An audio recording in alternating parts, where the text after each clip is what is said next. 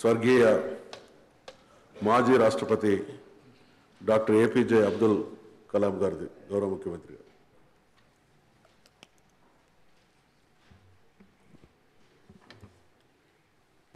అధ్యక్ష, భారతదేశ మాజీ రాష్ట్రపతి డాక్టర్ అబ్దుల్ కలాం గారి మృతి పట్ల ఈ సభ తీవ్ర సంతాపాన్ని వ్యక్తం చేస్తూ శోకార్తులైన వారి కుటుంబ సభ్యులకు తన సానుభూతిని తెలియజేస్తున్నారు. డాక్టర్ అబ్దుల్ కలాం గారు తమిళనాడు రాష్ట్రంలోని రామేశ్వరంలో 1931వ సంవత్సరం అక్టోబర్ 15వ తేదీన ఒక నిరుపేద కుటుంబంలో జైన్లాబుద్దీన్ ఆసియమ్మ దంపతులకు జన్మించారు. ఉన్నత పదవులు చదివి ఒక శాస్త్రవేత్తగా, అధ్యాపకుడిగా, రాష్ట్రపతిగా ఆయన మన దేశానికి ఎనలేని సేవలు అందించారు. ఆయన జీవితకాలం అంతా అంతరిక్ష పరిశోధనలు, శాస్త్ర సాంకేతిక రంగాలలో మన దేశ కీర్తి ప్రతిష్టలను సమున్నత శిఖరాలకు చేర్చడానికి కృషి చేశారు. 1998 పోఖ్రాన్ అణుపరీక్షల వెనుక కీలక శక్తి అయిన అబ్దుల్ కలాం గారు, వాజ్పేయి గారు ప్రధానిగా ఉన్న సమయంలో ఆయనకు ప్రధాన శాస్త్ర సాంకేతిక సలహాదారుగా వ్యవహరించారు.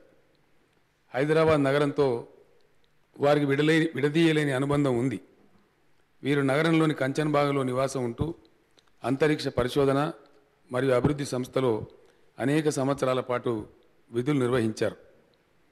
జూలై 2002 నుండి జూలై 2007 వరకు భారత 11వ రాష్ట్రపతిగా ఆయన మన దేశానికి నిస్వార్థ సేవలు అందించారు. సుకోయ్ యుద్ధ విమానాన్ని నడిపించి, జలాంతర్గామిలో ప్రయాణించి, సియాచిన్ను సందర్శించిన తొలి రాష్ట్రపతిగా ప్రఖ్యాతిగాంచారు. ఆయన సేవలను గుర్తించి భారత ప్రభుత్వం 1981లో పద్మభూషణ్, 1990లో పద్మవిభూషణ్, 1997లో అత్యుత్తమ పౌర పురస్కారమైన భారతరత్న బిరుదుతో అబ్దుల్ కలాం గారిని సత్కరించింది.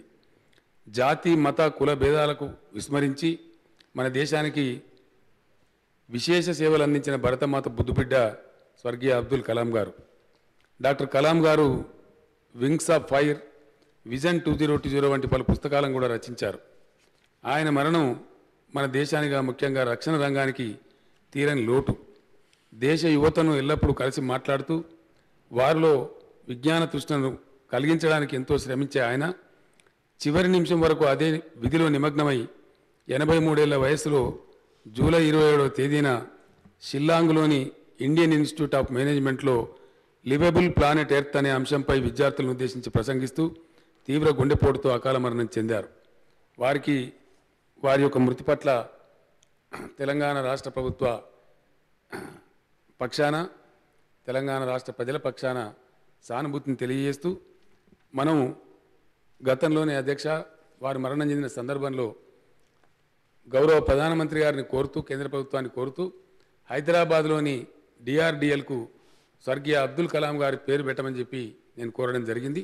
అదొకసారి మరొకసారి భారత ప్రభుత్వానికి సందర్భంగా గుర్తు చేస్తూ వారికి ప్రగాఢ సానుభూతిని ప్రకటిస్తూ వారి కుటుంబ సభ్యులకు సానుభూతిని ప్రకటిస్తా ఉన్నాను అధ్యక్ష.